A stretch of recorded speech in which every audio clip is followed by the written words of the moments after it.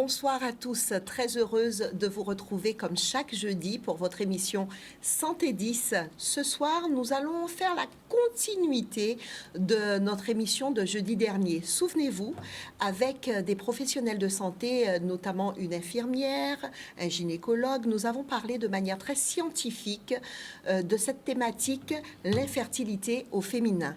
Eh bien, ce soir, nous allons continuer cette thématique en parlant de la prise en charge globale. Pour vous en parler, des professionnels.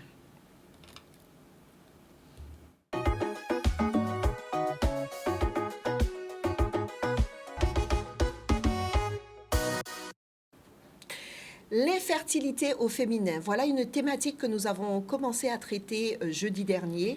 Je le rappelle de manière très scientifique avec un gynécologue, avec une infirmière, en tout cas avec des médecins sur le plateau de Santé 10. Et là, on vous propose de parler de l'infertilité au féminin, mais de la prise en charge globale. Pour vous en parler, nous avons avec nous Madame Vanessa Merrill-Mamère. Bonsoir. Bonsoir Dominique. Brigitte, mais c'est pas grave. Dominique, j'accepte aussi. Hein, j'accepte aussi. Ça va. Vanessa Merrill-Mamère, qui est biochimiste nutritionniste, qui est aussi phytothérapeute, spécialiste en santé de la femme. On expliquera tout ça tout à l'heure, parce que c'est vrai que c'est long, mais je pense que Vanessa saura bien nous expliquer de quoi il s'agit. Et puis nous avons avec nous Muriel, Madame Muriel Rouillard. Bonsoir. Bonsoir Brigitte. Merci d'être là. Merci d'être là. Et puis, je rappelle que Muriel est thérapeute certifiée, soutien au deuil et à la procréation. Là aussi, on va expliquer aux téléspectateurs. D'ailleurs, on va rentrer tout de suite dans le vif du sujet et on va leur expliquer un petit peu de quoi il s'agit. Votre fonction, expliquez un petit peu votre fonction dans un premier temps. Alors, moi, je suis thérapeute certifiée à l'IFHE, donc c'est l'école, IFHE, l'Institut français d'hypnose humaniste etéricksonienne de Paris, où j'ai fait ma formation en hypnose, notamment, hypnose thérapeutique, parce qu'il y a différents types d'hypnose.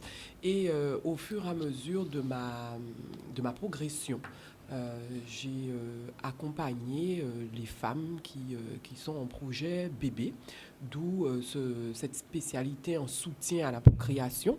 Et puis aussi au deuil. Je rencontre beaucoup de personnes, beaucoup de clients qui n'avancent pas et forcément avec l'hypnose, d'où quand je dis l'hypnose, je veux dire en fouillant, en faisant l'anamnèse, parce que ça commence bien évidemment une séance avec par un diagnostic, en tout cas parler, identifier les différentes pathologie, pensée de la personne. Et on arrive souvent, il y a cet aspect de deuil qui n'est pas traité. Donc, ça m'a amené forcément à me spécialiser dans le deuil et dans la procréation, tout en sachant que forcément, on est dans la gestion des émotions. Et je suis dans la gestion des émotions et du stress. Alors, la transition est toute faite pour que nous puissions parler des différents profils de clients que vous avez. Alors, les différents profils de clientes, effectivement, que je reçois, ce sont des clientes qui sont dans de l'infertilité inexpliquée, non médicale. Elles ont fait les tests. Elles ont forcément, comme dit l'OMS, en tout cas, l'aspect infertilité intervient quand, depuis plus de 12 à 24 mois qu'on essaie d'avoir un bébé. Ça veut dire que le fait d'avoir des rapports et, de manière régulière et qu'ils n'arrivent pas, en tout cas le couple n'arrive pas à avoir ce bébé. Et donc, ils viennent me consulter parce que, effectivement, on remonte cet aspect psychologique. Très bien. C'est cet aspect psychologique qu'on va prendre en compte et ensemble, on va aller, comme je dis, fouiller, mais ça s'appelle l'anamnèse. On va, à travers les discussions, on va identifier comment pense la cliente, qu'est-ce qu'elle émet comme événement dans sa vie, et par là, travailler avec elle à travers les protocoles en hypnose, notamment, pour pouvoir débloquer ces situations.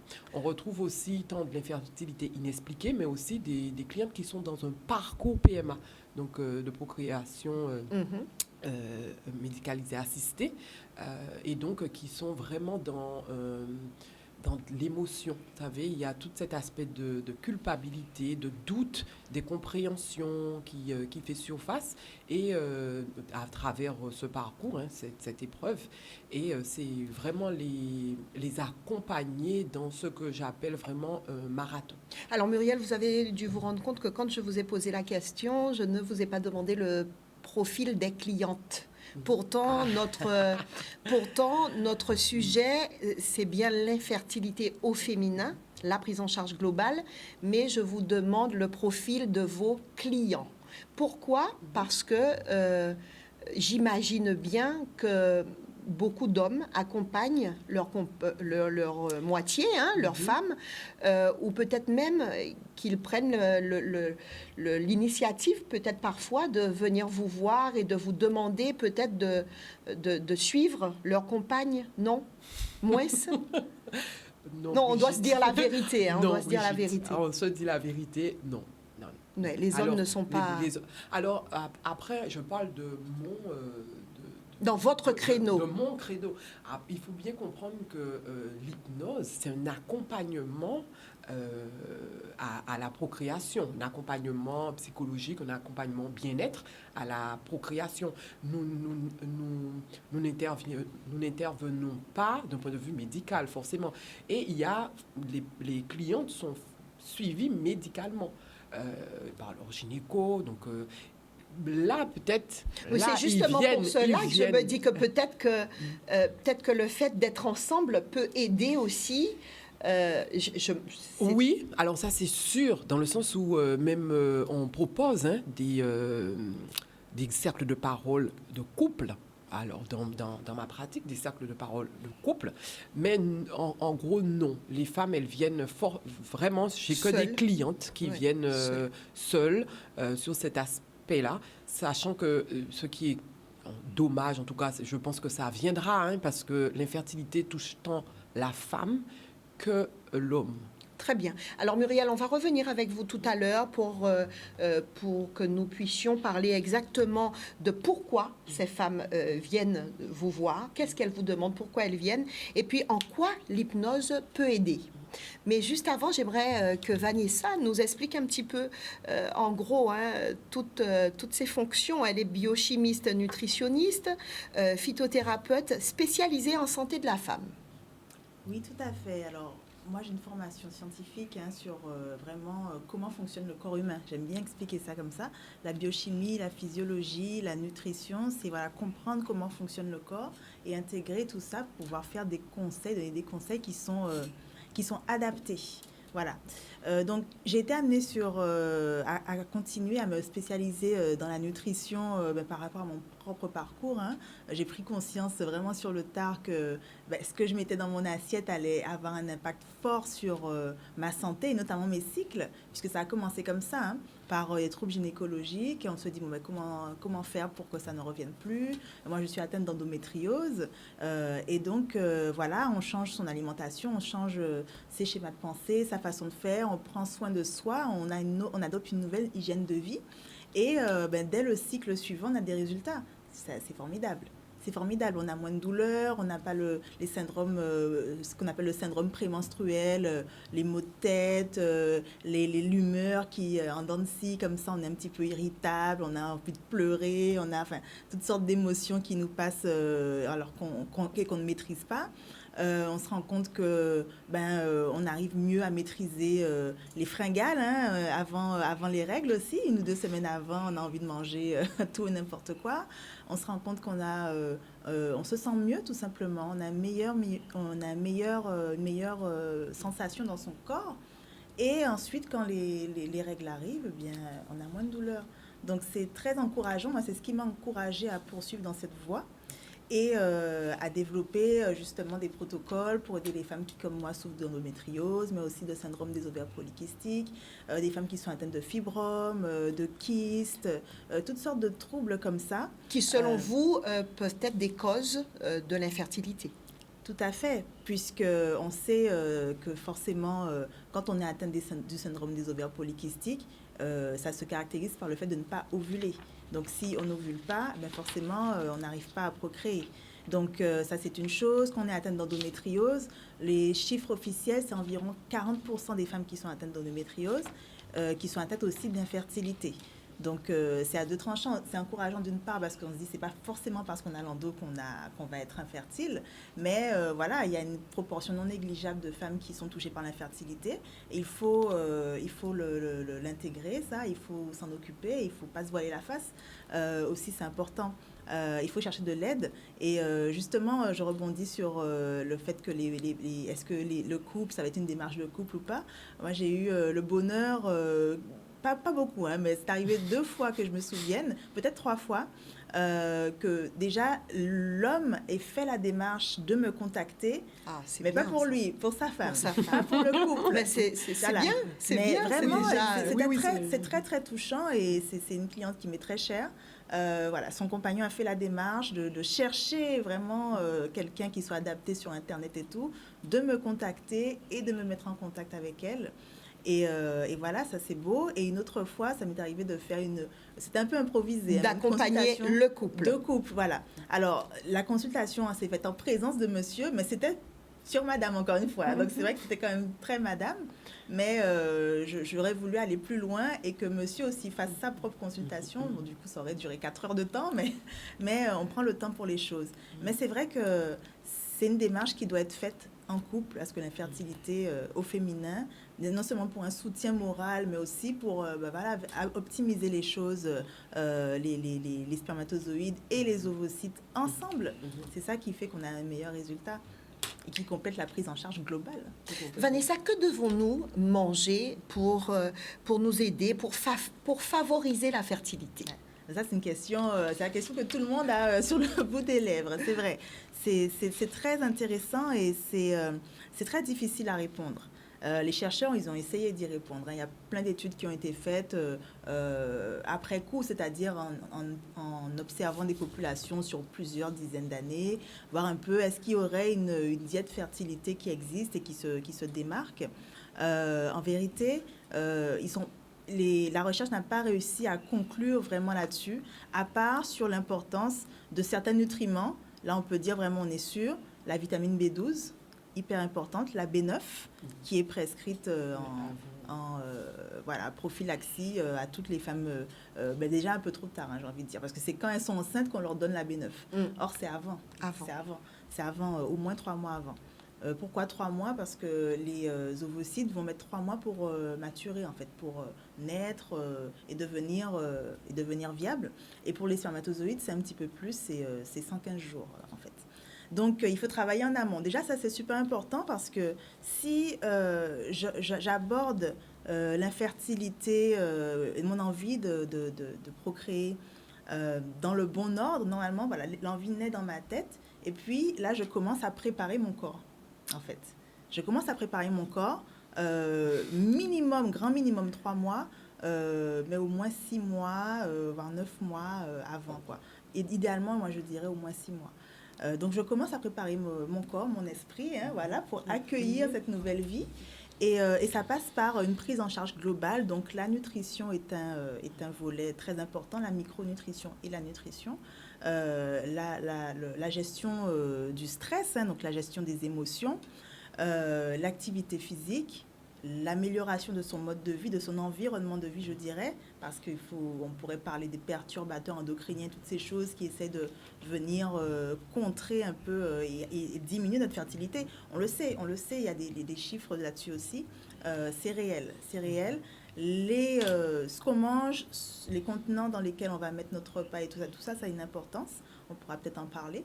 Et donc, voilà, toutes ces petites choses qui vont... Et l'activité physique, j'ai déjà dit l'activité physique. Oui. Donc, toutes ces petites choses qui vont compléter mon petit protocole que je vais me faire en amont, vraiment. Donc, je prépare, c'est la période de Ce sont les conseils que vous donnez, en tout cas, à toutes ces femmes qui ont envie d'être maman. Absolument, d'y penser en amont, de venir me voir en amont, pas après avoir fait des années, des fois 15 ans, 12 ans de PMA. Et ça arrive, c'est des vraiment, années de souffrance. Voilà, des années de souffrance. Et je rebondis sur ce qu'elle dit. C'est vraiment important de parler de prévention. Parce que 6 mois à l'avance, c'est une chose, mais je pense que toute femme qui le désire, qui désire procréer, doit vraiment rentrer dans ce mécanisme-là, penser à sa nutrition, aux activités physiques, mais de manière régulière, pas forcément... À une hygiène de vie particulière voilà, de future maman. de future maman, et de l'inscrire aussi dans sa vie. Ça veut dire que c'est vrai, généralement, aujourd'hui, l'âge de la première grossesse, c'est vers les 30 ans.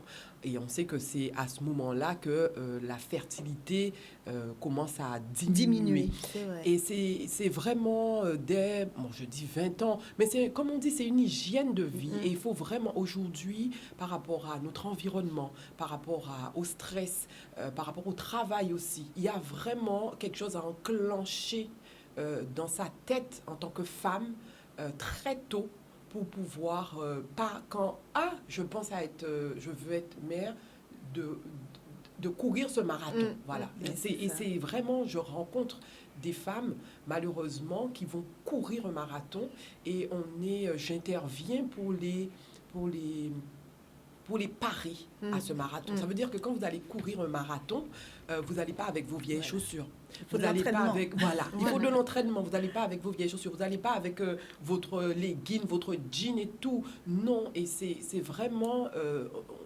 c'est vraiment des sportifs de haut niveau qu'on est en train de préparer. J'aime bien cette idée de courir un marathon parce qu'en fait, surtout lorsqu'on prend de l'âge. Oui. Voilà, moi j'ai 38 ans et c'est vrai que à partir de 36, on va dire, on commence à courir après le temps en fait. Voilà. Et on commence à courir après le temps. C'est bien ça. Et on croit quoi.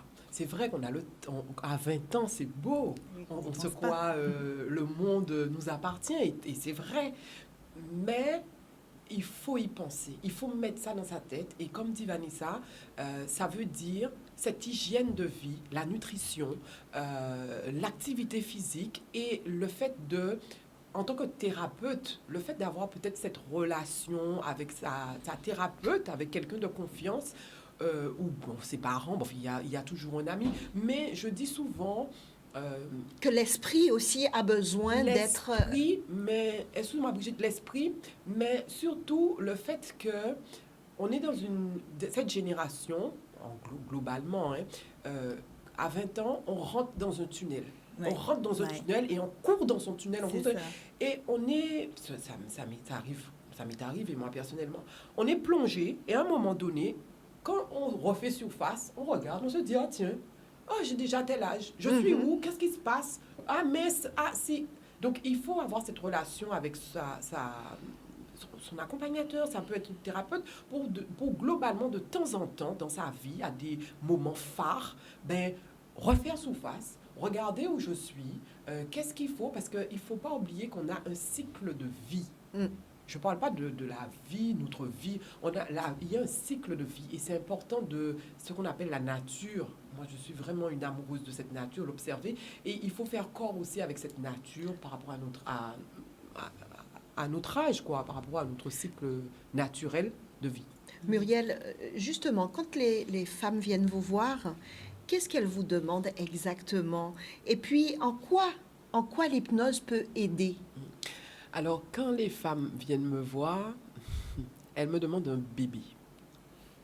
Elles veulent avoir leur bébé. Et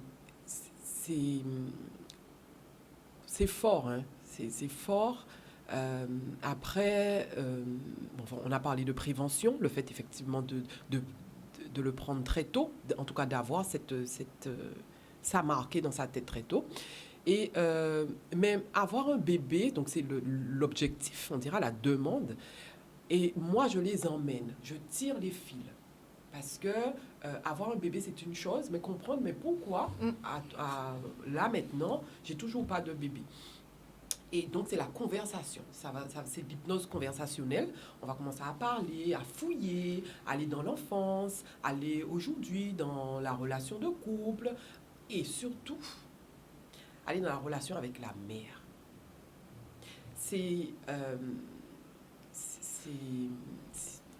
c'est le point qui revient, c'est le sujet qui revient globalement assez souvent. La relation avec la mère, la relation avec le parent, le père. Et le deuil joue. Alors, quand on parle de deuil, ça ne veut pas forcément... La dernière fois, par exemple, j'ai reçu, plusieurs fois d'ailleurs, j'ai reçu une cliente, le côté inconscient des choses. Sa mère est morte en couche de son frère. Vous voyez, vous imaginez une petite fille, sa mère est morte à l'accouchement de son frère. Qu'est-ce que l'inconscient peut caler, peut encoder? Emmagasiner. Voilà. Ben, qui dit bébé, enfant, dit mort. Mm.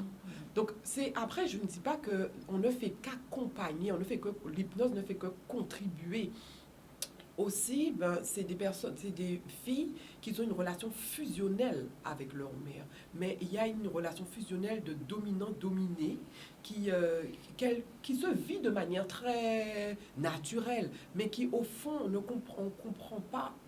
À la fin, si on ne s'extirpe pas de ça pour être mère, pour être, justement, c'est dur. Donc, l'hypnose en soi, donc, gère cet aspect-là, mais ça peut être aussi des femmes qui viennent, quand elles sont dans leur parcours PMA, qu'elles ont eu, elles ont fait une insémination in vitro ou bien FIV, et ça n'a pas marché, donc elles viennent un peu dévastées, elles viennent un peu, pas un peu, mais elles sont, voilà, pour se remonter.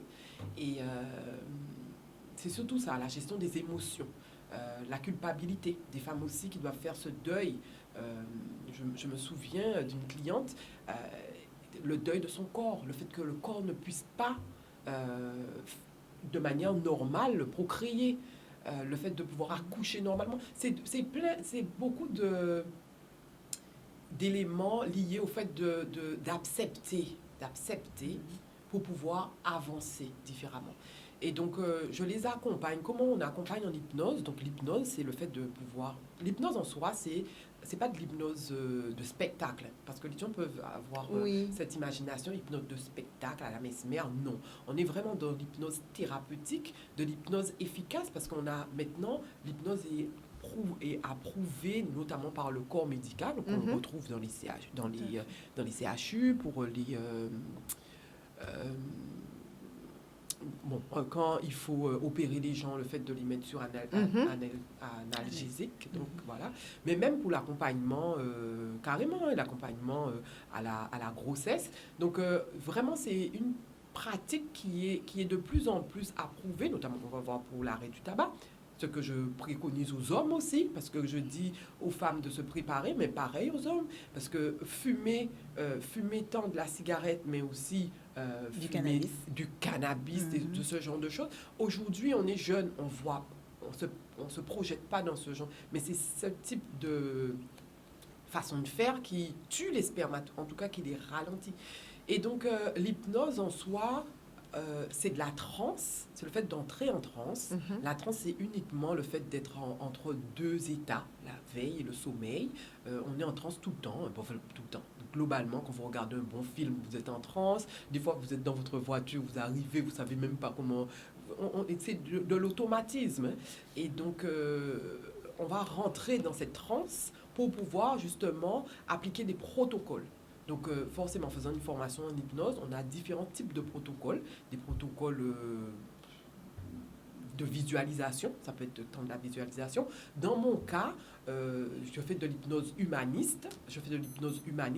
Il y a tant des protocoles, je dirais, techniques, et des protocoles qui sont liés à la psychothérapie, dans le sens où on a fait le lien, on a marié la psychothérapie et l'hypnose humaine, et l'hypnose tout court, pour pouvoir travailler tant sur les enfants intérieurs, le masculin, le critique, celui qui nous casse quand on veut procréer. Et donc, c'est différentes techniques qu'on va appliquer pour justement permettre à la personne de nettoyer son terrain et d'avoir cette envolée.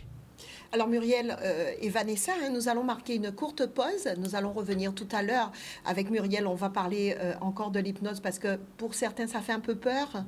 Donc il faut qu'on en parle pour rassurer tout un chacun. Et puis Vanessa, j'aimerais bien qu'on parle un petit peu de la nutrition pendant la grossesse aussi. Pourquoi? Parce que là aussi, la nutrition, je pense qu'avoir une bonne nutrition peut beaucoup aider en période de grossesse. Nous allons revenir dans un court instant.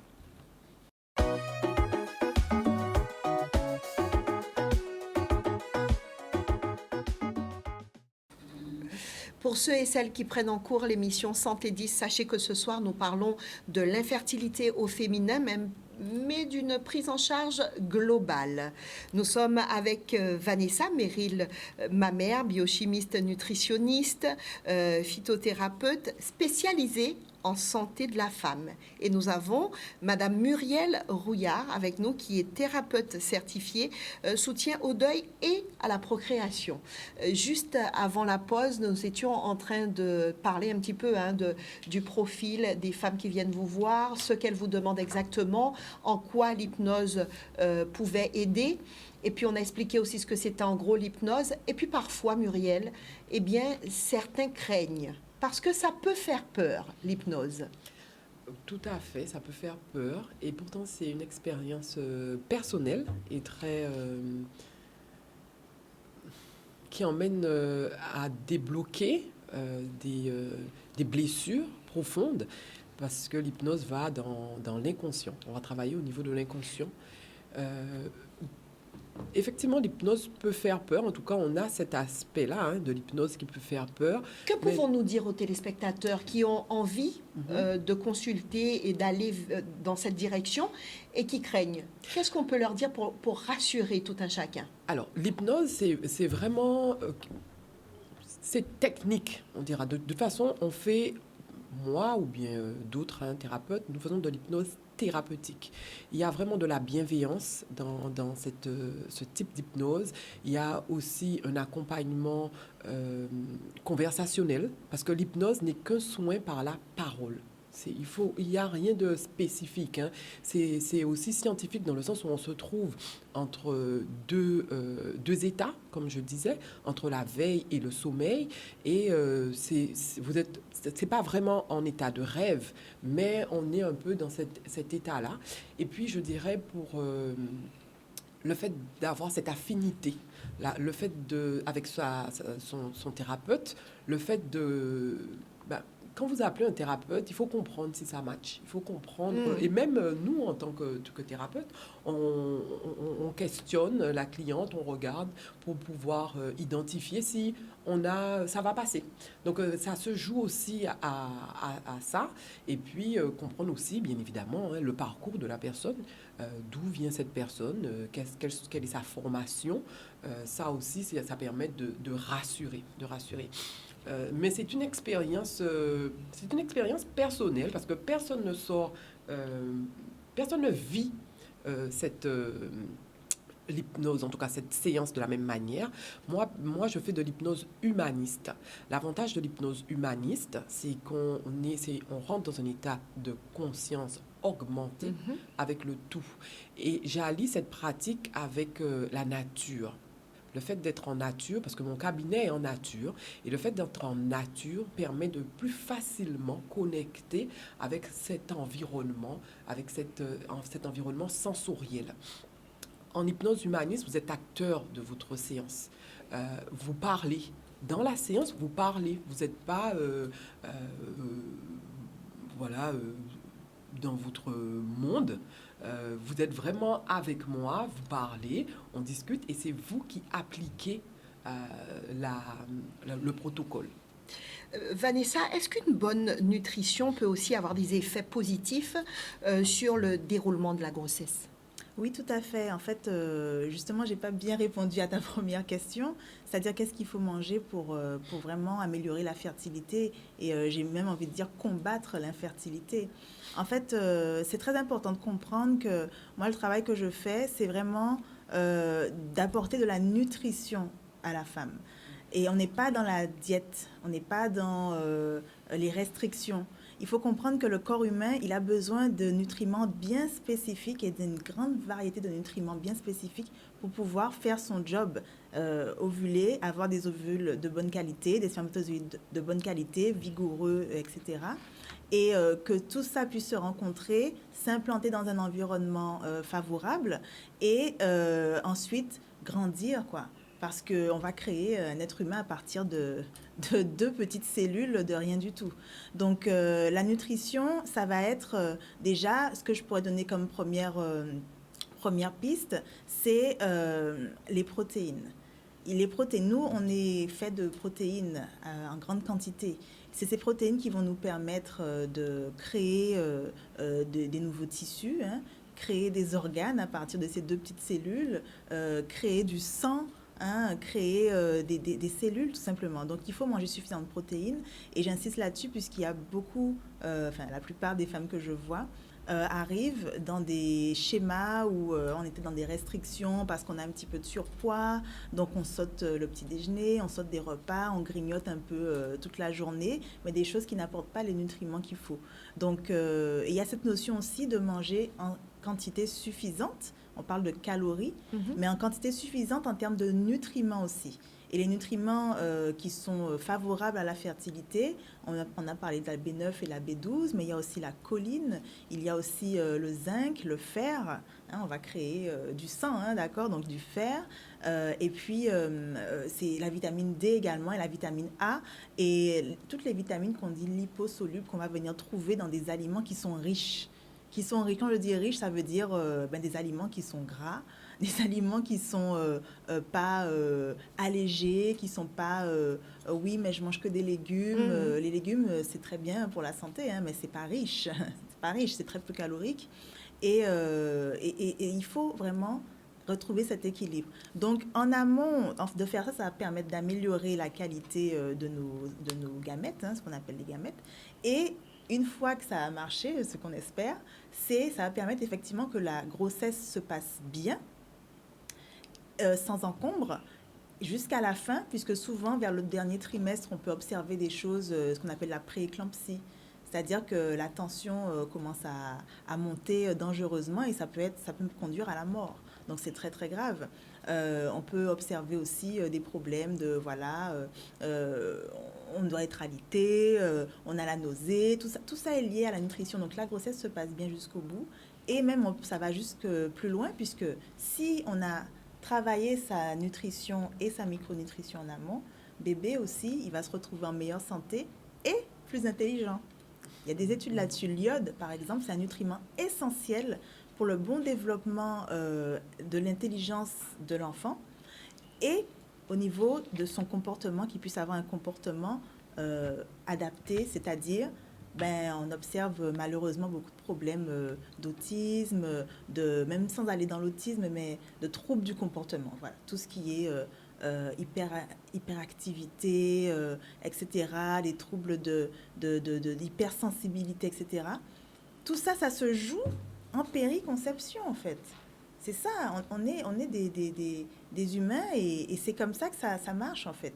Ça commence depuis le stade de cellule. Donc, si si la mère a consommé suffisamment d'iode, qu'on va trouver dans les fruits de mer, c'est très important de consommer des fruits de mer en période périconceptuelle. Au final, il sera plus intelligent, il y a des statistiques qui le prouvent, et il n'y aura pas de soucis comportementaux. Donc, c'est important pour la génération d'après. Alors, Vanessa, en cherchant un petit peu, j'ai vu que les nutritionnistes en général parlaient beaucoup de stabiliser la glycémie. En quoi stabiliser la glycémie peut aider à gérer l'infertilité ou peut aider à être plus fertile? Est-ce que vous pouvez nous expliquer un petit peu? C'est super important parce que moi, je travaille sur l'équilibre hormonal. Et l'équilibre hormonal, ça commence en premier par l'équilibre de l'insuline, qui est cette hormone qui va venir être sécrétée lorsqu'on mange quelque chose de sucré, que ce soit au goût sucré ou tout simplement du riz ou du pain, etc. Ça va apporter du sucre dans le corps, du glucose. Eh bien, notre corps va réagir à cette arrivée de glucose et sécréter de l'insuline. Et l'insuline, c'est une hormone hyper importante. C'est une hormone qui va permettre à notre corps d'utiliser les nutriments, d'utiliser le sucre, mais même les protéines et les acides aminés et les graisses. C'est une hormone de la nutrition, si on veut, pour nos cellules. Et donc, si j'ai mon insuline qui est un petit peu anarchique, c'est-à-dire que je mange des choses trop sucrées, des céréales raffinées, des choses pas équilibrées, hein, c'est-à-dire pas avec assez de protéines, pas avec assez de bonne graisse. Ma glycémie monte très haut. Par exemple, le matin, je me réveille et puis je mange un bol de céréales, un bol de céréales. Ma glycémie, elle monte. Et puis ensuite, plus haut elle est montée, aussi bas elle va descendre. Et donc, je fais un peu les montagnes russes comme ça. Ça monte, ça descend. Quand ça descend, j'ai à nouveau faim. Je me sens un petit peu irritable. J'ai pas les idées claires, hein, le brain fog, comme on dit ça, le brouillard mental, etc. Il faut que je remange quelque chose de sucré, donc ça repart. Et je suis comme ça parce que j'ai pas une alimentation équilibrée, parce que le matin, je me suis réveillée, j'ai pas mangé adéquatement. Et je rentre comme ça. Le matin, c'est très important. Le petit déjeuner, c'est vraiment super important parce que ça donne le là pour toute la journée. Donc, stabiliser la glycémie, c'est la première étape. Ensuite, ce qu'on peut dire de plus, si je réussis à stabiliser ma glycémie, à éviter les montagnes russes, eh bien, je vais aussi agir positivement sur une hormone féminine qu'on appelle la progestérone. C'est-à-dire que quand ma glycémie est stable, j'ai moins de stress, en fait, qui va être généré dans mon corps. Moins de stress, moins d'inflammation. Parce que si j'ai les hypos, là, quand ça monte beaucoup et ça descend, je suis en hypo, un peu, c'est à ce moment-là que mon corps il va sécréter derrière du cortisol, l'hormone du stress, peut-être même d'autres hormones, qui vont aller agir, impacter négativement sur la progestérone. Mes cellules ne pourront plus utiliser correctement cette progestérone qui est très importante pour mener à bien une grossesse et pour la santé, l'équilibre hormonal de la femme tout simplement. Donc voilà pourquoi c'est aussi important. Les femmes qui sont atteintes de syndrome des ovaires polykystiques sont encore plus sensibles à ça, hein, puisqu'elles ont souvent ce qu'on appelle la résistance à l'insuline. Et donc, elles doivent manger de façon à stabiliser cette glycémie. Mais c'est valable pour tout le monde, en fait. Hein, parce que même les femmes qui souffrent d'endométriose aussi vont vraiment bénéficier de ça. Les gens qui sont diabétiques, qui sont pré-diabète, même des fois on ne sait même pas, on est en pré-diabète, vont en bénéficier. C'est la base en fait. Stabiliser sa glycémie, manger équilibré, en quantité, en régularité dans la journée. C'est sur ça que je travaille vraiment. Vanessa, on a une téléspectatrice, je dis auditrice parce que c'est aussi une fidèle de la radio où je travaille, et elle nous demande, est-ce qu'on peut expliquer ce que c'est quand on parle de nutriments en micronutrition? Elle voudrait savoir, est-ce qu'on peut lui expliquer un petit peu? Tout à fait. La nutrition, c'est globalement, on va voir les protéines, les glucides, les lipides, d'accord? Ce que je mange en termes de quantité, les calories, tout ça, c'est globalement la nutrition. Et la micronutrition, on va encore plus loin parce que dans les aliments que je mange, il va y avoir des vitamines, des minéraux et des oligo-éléments. Et c'est ces choses-là qui sont super importantes pour faire tourner la machine, comme on dit. Hein. C'est ça qui nous permet d'avancer, c'est ça qui permet à nos cellules de fonctionner de façon optimale et de fabriquer de l'énergie et fabriquer ce qu'elles ont à fabriquer. Donc la micronutrition, c'est ce dont je parlais tout à l'heure, c'est-à-dire par rapport à l'infertilité, bien sûr, hein, la B9, la B12, le zinc, le fer, l'iode, et les vitamines liposolubles A, D, K et E. Et on peut citer encore la vitamine C. En fait, il y en a beaucoup à citer. Mais toutes ces petites choses-là, on peut déjà, moi je regarde dans l'alimentation de la personne, est-ce que théoriquement, elle pourrait couvrir ses besoins? Et souvent, ce n'est pas le cas. Donc là, on va venir rapporter de la nutrition. Et on peut penser à la micronutrition de deux façons. La variété, donc dans les aliments même, je vais chercher des nutriments, par exemple les fromages. Hein. Par exemple, je pense au parmesan, au gouda ou au comté, par exemple. Ce sont des fromages à pâte dure qui sont très riches en vitamine K, en vitamine A également. Donc, ça va venir, en vitamine D aussi un peu, apporter et améliorer ma nutrition. Si je mange des légumes verts à feuilles, par exemple des épinards pays ou des choses comme ça, eh bien, ça va venir aussi apporter la B9 sous forme de folate. Très intéressant, les légumes verts à feuilles. Si je mange ces choses-là dans une alimentation équilibrée, je parlais des fruits de mer aussi qui vont apporter du zinc, qui vont apporter du cuivre, tout ça, ça va venir du sélénium, de l'iode, ça va venir en micronutrition être apporté par l'alimentation. Mais aussi, on peut penser à la micronutrition dans le sens des compléments alimentaires aussi. Ça peut être une aide. Et moi, personnellement, je suis assez partisane de cette aide, puisque déjà, on a besoin de tout. On va prendre toute l'aide qu'on peut avoir. Et puis surtout, il faut bien penser que l'alimentation qu'on a aujourd'hui, elle n'est pas aussi riche que celle d'avant. C'est-à-dire, c'est plus les mêmes modes de culture. La plante ou l'animal va puiser sa nutrition dans le sol pour la plante. Donc, si dans le sol même, il n'y a pas ce qu'il faut, ben, la plante, elle ne sera pas riche en magnésium, elle ne sera pas riche en sélénium, elle ne sera pas riche. Donc, c'est vrai qu'il faut prendre en compte ça, les modes de culture, la culture intensive, la culture qui n'est pas bio, qui n'est pas agriculture raisonnée, tout ça. Ce qu'on mange n'est plus vraiment comparable à ce qu'il y avait il y a 100 ans. Donc, on peut vraiment se reposer et céder des compléments alimentaires. Je ne suis pas contre. Bien choisi. Alors, avant de... nous arrivons à la fin de notre rendez-vous Santé 10. On va quand même faire une petite parenthèse sur l'accompagnement en activité physique, parce que dans ce que vous proposez, dans cette prise en charge globale, il y a cette partie, Muriel. Oui, il y a cette partie, parce que c'est tellement évident de mettre toutes les chances de notre côté quand on est dans ce parcours de projet bébé. Et donc, toutes les chances passent bien évidemment, comme Vanessa vient de le dire, la nutrition, par le fait de travailler sur son esprit pour pouvoir débloquer ce qui inconsciemment a été encodé en nous et qu'on ne perçoit pas, qu'on vit avec. Mais c'est aussi très pratique, très évident de mettre des activités physiques. Et donc, avec mon intervention, notamment avec les forêts de santé, parce que je suis aussi cette casquette de représentation de l'association Les Forêts de Santé, on propose des balades sensorielles pour pouvoir marcher dans la nature. On propose aussi, là, maintenant, des marches sensorielles en conscience. C'est vraiment venir marcher le matin à 5h45.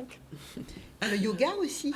Alors, le yoga, c'est la spécialiste, c'est Madame Meryl, ma mère, le yoga au féminin. Très, très important. En fait, le yoga, c'est un mot, presque un gros mot maintenant, il faut faire attention. Donc, j'ai envie de dire, bouger son corps. La marche, c'est excellent pour bouger son corps. Les mouvements conscients du yoga, en fait, c'est associer les mouvements à la respiration. Et là, je vais agir déjà pour diminuer l'inflammation dans mon corps, diminuer mon stress. Je vais agir pour calmer mon mental. Et donc, c'est ça. Et les mouvements qui sont associés à cette respiration, calme, posé et prolongé, les mouvements qui sont associés vont venir activer la circulation sanguine, activer la circulation lymphatique, donc permettre que tout circule bien, permettre aux organes de se détoxifier, etc. Et aussi, même sur le point de vue énergétique, débloquer énergétiquement aussi. Donc oui, c'est important. Et le yoga de la fertilité, ça existe. Et c'est tout simplement, associer ça, pratiquer, ce que je voulais aussi dire, pratiquer une activité physique adaptée en fonction de son cycle.